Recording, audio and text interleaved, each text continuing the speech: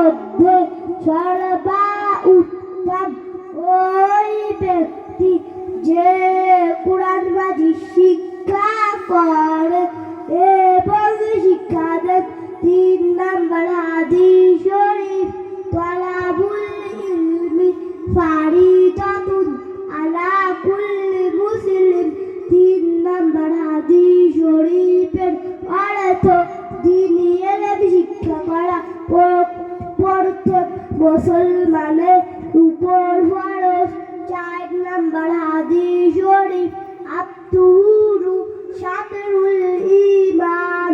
4 number হাদিস শরীফের অর্থ পবিত্রতা ঈমানের অঙ্গ।